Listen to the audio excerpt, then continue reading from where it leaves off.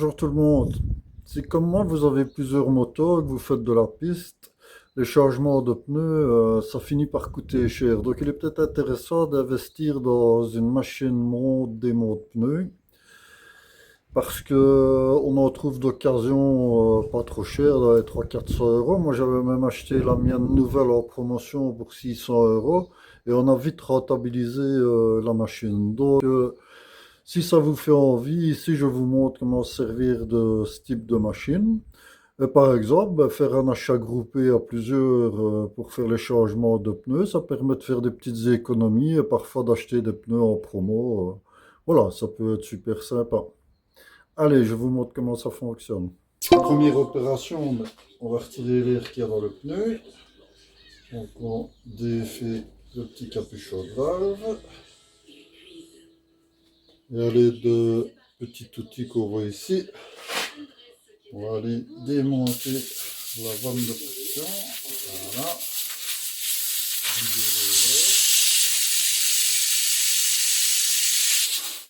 Récupérer, parce qu'il va falloir le remettre après. Une fois que toute l'air est parti, maintenant on va décoller le pneu de la jante. Donc trois pédales différentes, une première pour faire tourner la roue dans un sens et dans l'autre, celle du milieu qui permet de déjanter le pneu, et la troisième de pincer la jante sur la machine. Rien de bien compliqué en soi, hein. Donc on positionne le pneu bien contre la machine, on place la palette sur le pneu en évitant qu'elle ne touche le bord de la jante, et puis hop, voilà, on décolle le pneu sur tout le pourtour. Rien de bien compliqué, le tout c'est de bien décoller partout le pneu pour se faciliter la tâche après. Donc ici même chose de l'autre côté. Maintenant je vais retirer le porte-couronne. Voilà. Attention de ne pas perdre le petit silo en bloc.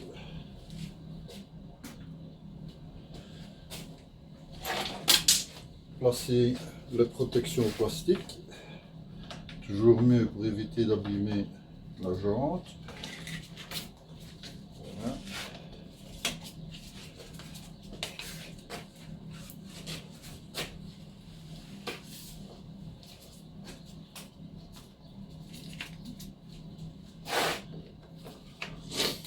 Une fois que ça c'est fait, on va positionner la jante convenablement ici. Voilà.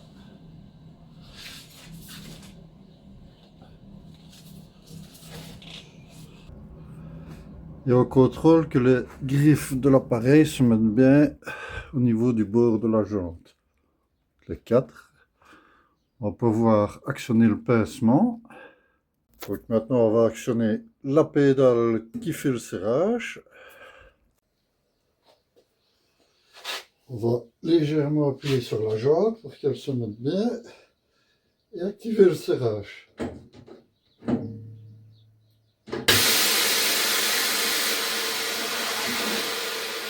Voilà. Là on va vérifier que la jante est bien pincée partout en faisant tourner la jante. Donc on peut voir qu'elle est bien pincée partout sur le bord.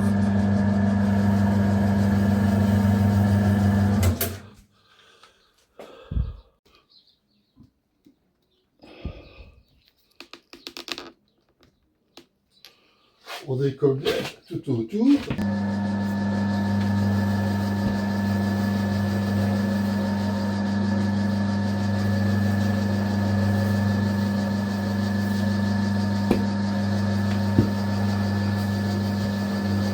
Une fois que c'est bien décollé, on peut venir ici, se placer. Je vais me mettre de ce côté ici, je vais être facile.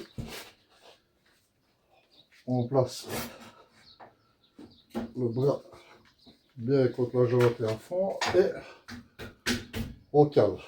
Voilà. Donc on voit ici, il y a des petites protections, on peut mal d'abîmer la jante. Donc on l'enfonce bien ici. Hop. On va chercher la griffe. On va positionner ici. On va aller chercher avec le petit rebord, le pneu.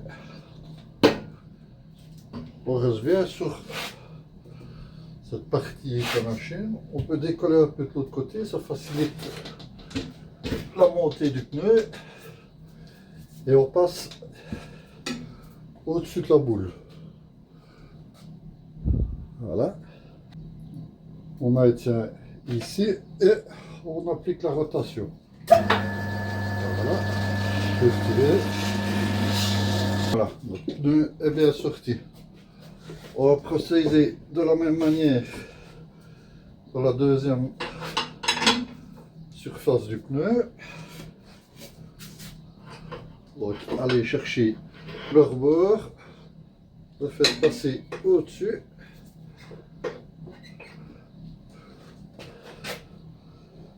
Faire une petite rotation. Voilà. Et notre pneu est complètement sorti. Là,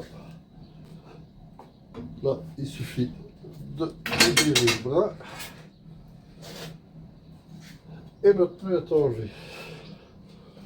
Personnellement, ce que je fais, moi, je regarde toujours le sens de rotation et je le note sur la jante. Comme ça, je ne risque pas de me tromper en mettant le nouveau pneu.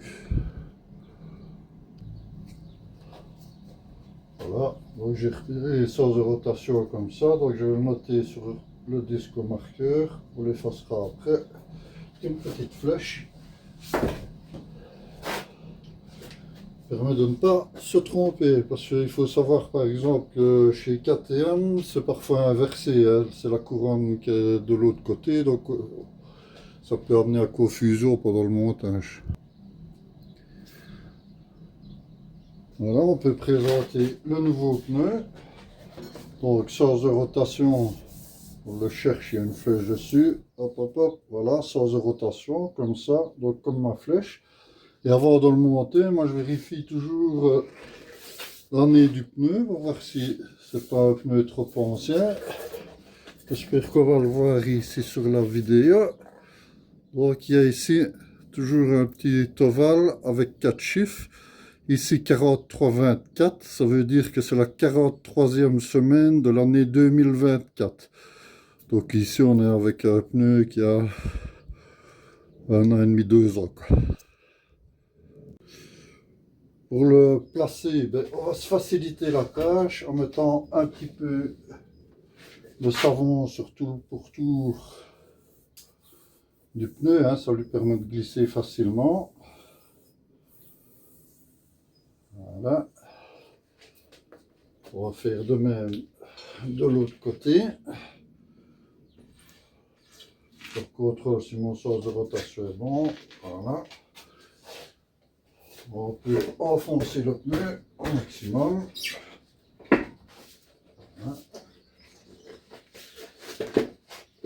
Voilà, il est passé.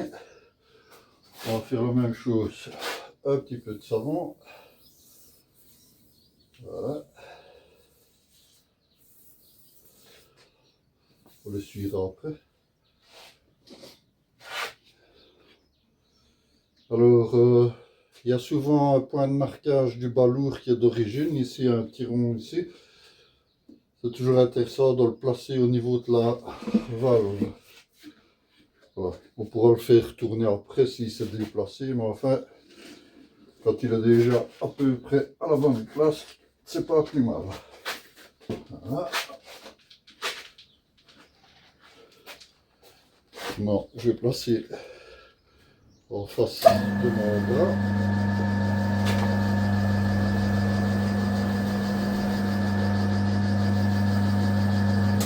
Voilà, on descend le bras.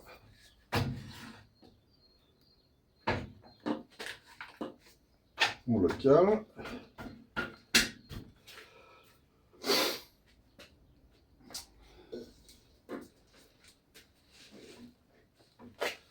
Maintenant, l'idée, c'est de faire passer le rebord du pneu au-dessus de la pâtille ici et en dessous de la boule pour qu'il se monte en tournant.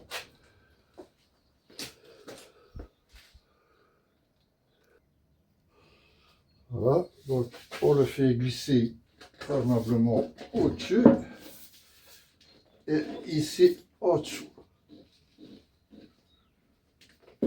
Voilà. Ça.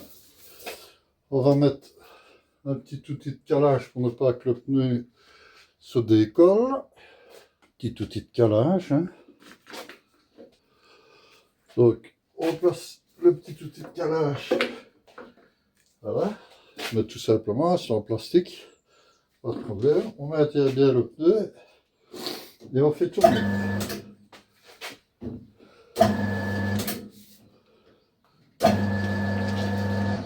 Voilà.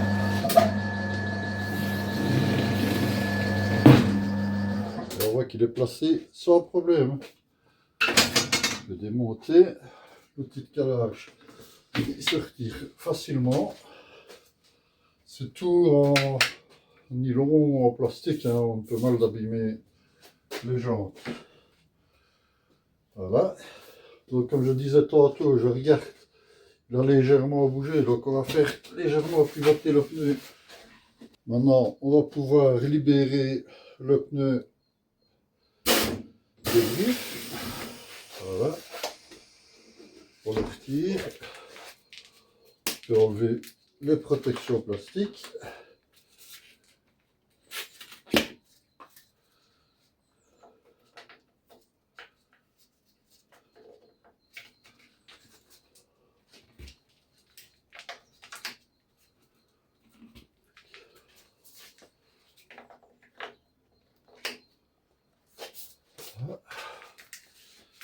Voilà. On va gonfler le pneu pour le faire rentrer convenablement dans la jante. Voilà, on voit qu'il se met en place. Hein. Donc on le surgonfle un peu pour qu'il soit bien placé partout. On vérifie que c'est bien partout. Même chose de l'autre côté. Voilà, on voit qu'il est bien positionné partout. Bien égal. Voilà, donc on va pouvoir libérer le pneu. On va repositionner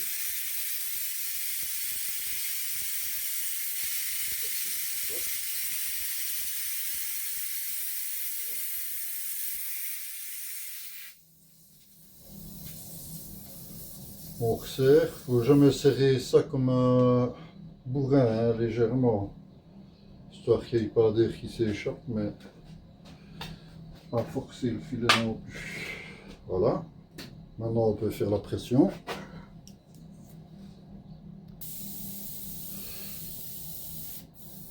Donc pression recommandée par le constructeur, c'est 2-3. On va monter la bonne pression.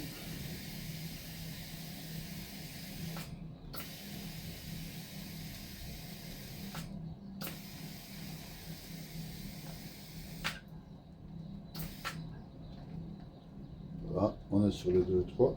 On peut libérer.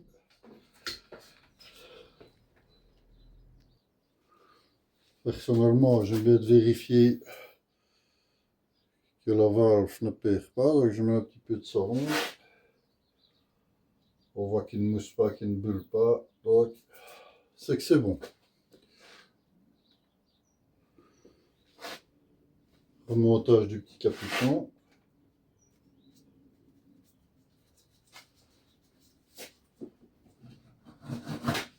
Ne pas oublier de nettoyer un petit peu tout.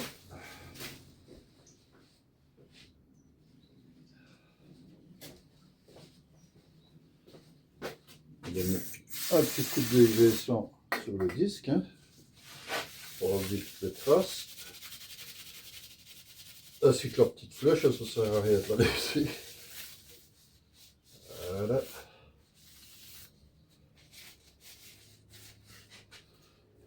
Petite vérification au niveau des roulements. Tout va bien. J'avais déjà fait avant.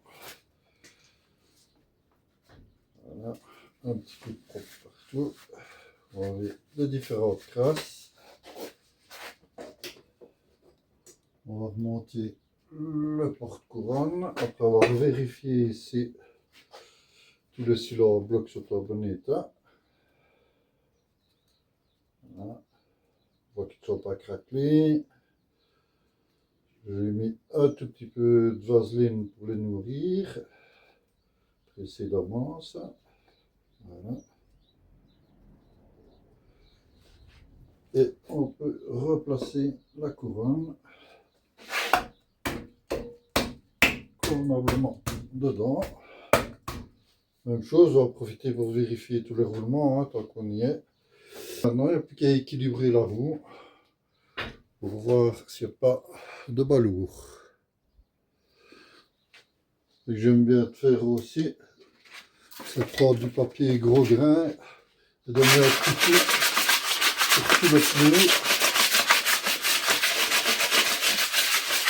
pour enlever un petit peu le côté lisse et glissant du pneu.